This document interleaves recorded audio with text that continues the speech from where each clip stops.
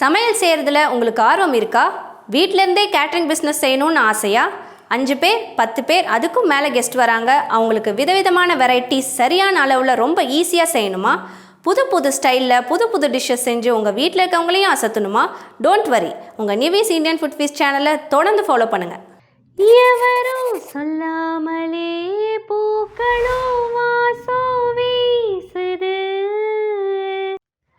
Hi, எல்லாருக்கும் வணக்கங்க. நான் உங்கள் நிவேதிதா, நிவேஸ் இந்தியன் ஃபுட் ஃபீஸ்ட் சேனல்லேருந்து.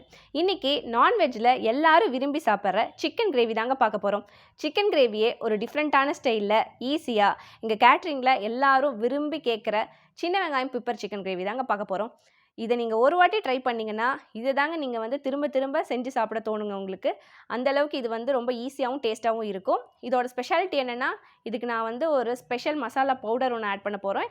அதே மாதிரி ஒரு ஸ்பெஷலான ஒரு க்ரீன் பேஸ்ட் ஆட் பண்ண போகிறேன். இதை ஆட் பண்ணி எப்படி செஞ்சுருக்கேங்கிறத இந்த வீடியோவை ஸ்கிப் பண்ணாமல் கடைசி வரைக்கும் பாருங்கள். இதுக்கு தேவையான இன்க்ரீடியன்ஸ் என்னென்னு பார்த்துடலாம். ஸோ இன்றைக்கி நம்ம 1/2 kg பெப்பர் சிக்கன் தாங்க செய்ய போகிறோம். அதுக்கு 1/2 kg சிக்கன் இந்த மாதிரி கட் பண்ணி வாங்கி வச்சுருக்கேன். முதல்ல அந்த ஸ்பெஷல் மசாலா பவுடர் ரெடி பண்ணுறதுக்கு 4 கிராம்பு, 4 பட்டை, ஒரு சின்ன சைஸ் பிரிஞ்சி இலை, இந்த ஸ்பூனில் 1/2 ஸ்பூன் சோம்பு, 1/4 ஸ்பூன் கசகசா, 2 ஏலக்காய். இது எல்லாத்தையும் முதல்ல ஒரு பேனில் மிதமான சூட்டில் நல்லா வறுத்து எடுத்துக்கோங்க.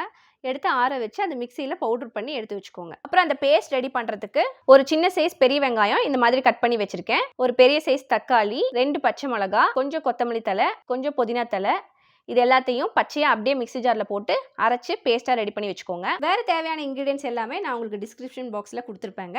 அதை பார்த்து அப்படியே கரெக்டாக ஃபாலோ பண்ணுங்கள். இதை செய்கிறதுக்கு நான் இன்றைக்கி ஒரு இரும்பு சட்டி எடுத்திருக்கேன். இதை உருக்கு சட்டின்னு சொல்லுவாங்க.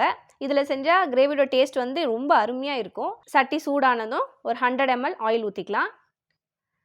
ஆயில் நல்லா சூடானதுக்கப்புறம் நம்ம பொடி பொடியாக கட் பண்ணி வச்ச சின்ன வெங்காயத்தை இதில் ஆட் பண்ணிக்கலாம். சின்ன வெங்காயம் ஆட் பண்ணுறதுனால கிரேவியோட டேஸ்ட் ரொம்ப வேறு லெவலில் இருக்கும்.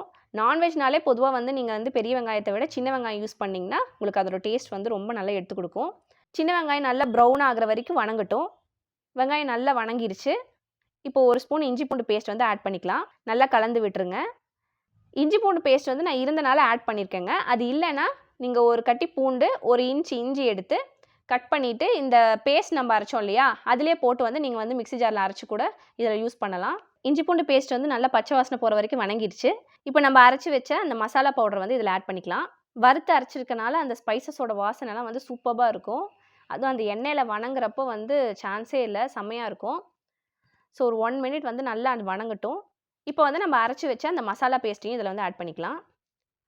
நம்ம எல்லாமே இதில் பச்சையாக அரைச்சிருக்கோம். அதனால் இது நல்ல எண்ணெயில் நல்லா வணங்கணும். ஸோ நல்லா வணக்கிட்டே இருங்க அந்த எண்ணெயில். இந்த தக்காளி, வெங்காயம், பச்சை மிளகா அதனோட பச்சை வாசனைலாம் போகணும் நல்லா. ஸோ இப்போ பாருங்கள், எண்ணெயில் நல்லா பிரிஞ்சு வந்துருச்சு. இப்போ நல்லா வணங்கிருச்சு அது. இந்த ஸ்டேஜில் நம்ம கருவேப்பிலை ஆட் பண்ணிக்கலாம். இது வாசத்துக்காக தான் நான் ஆட் பண்ணுறேன். ஆட் பண்ணி நல்லா கலந்து விட்டுருங்க. இந்த ஸ்டேஜில் நம்ம வாஷ் பண்ணி வச்ச சிக்கனை இதில் ஆட் பண்ணிக்கலாம். சேர்த்து அந்த மசாலாவோட நல்லா மிக்ஸ் ஆகிற அளவு நல்லா கலந்து விட்டுட்டே இருங்க.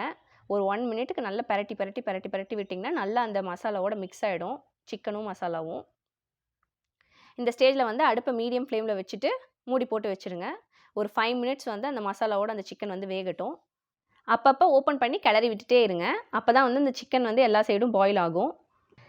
எவரும் சொல்லாமலே பூக்களும் வாசம் வீசுது, உறவும் இல்லாமலே இருமனம் ஏதோ பேசுது, எவரும் சொல்லாமலே கோயிலெல்லாம் தேனா பாடுது,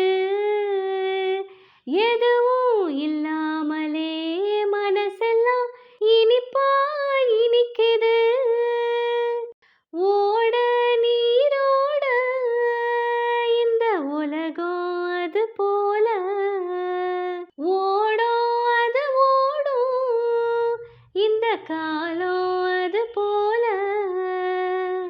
நிலையா நில்லாது நினைவில் வரும் நேரங்களே, தென்றல் தீண்டும் போது என்ன வண்ணமோ மனசுல, திங்கள் காயும் போது என்ன வண்ணமோ நினப்புல.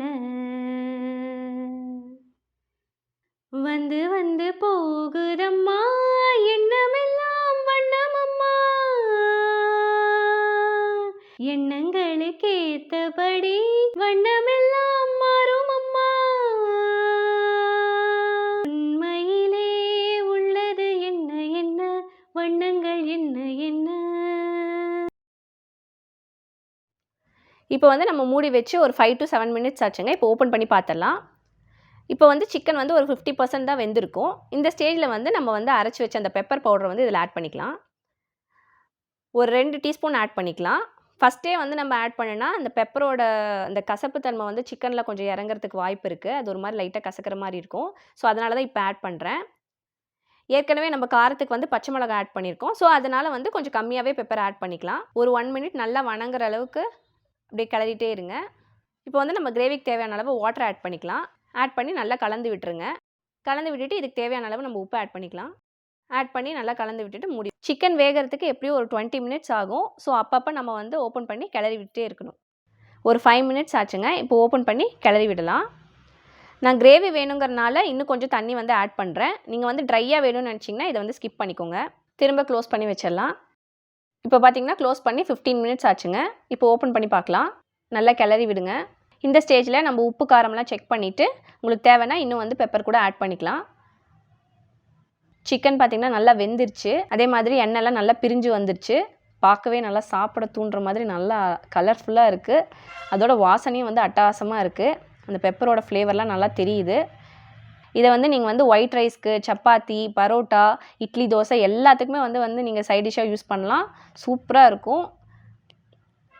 ஸோ ரொம்ப ஈஸியான ஸ்பைசியான சின்ன வெங்காயம் பெப்பர் சிக்கன் சுட சுட ரெடி. கண்டிப்பாக இதை வந்து நீங்கள் வீட்டில் ட்ரை பண்ணி பாருங்கள். உங்கள் ஃபேமிலியோடு சாப்பிட்டு என்ஜாய் பண்ணுங்கள். சாப்பிட்டுட்டு உங்கள் ஃபீட்பேக்கை எங்களுக்கு கமெண்ட்ஸில் கொடுங்க. எங்கள் வீடியோ உங்களுக்கு பிடிச்சிருந்துச்சுன்னா லைக் பண்ணுங்கள். உங்கள் ஃப்ரெண்ட்ஸ்க்கும் ஷேர் பண்ணுங்கள். எங்கள் சேனலை மறக்காமல் சப்ஸ்கிரைப் பண்ணுங்கள். தேங்க்யூ.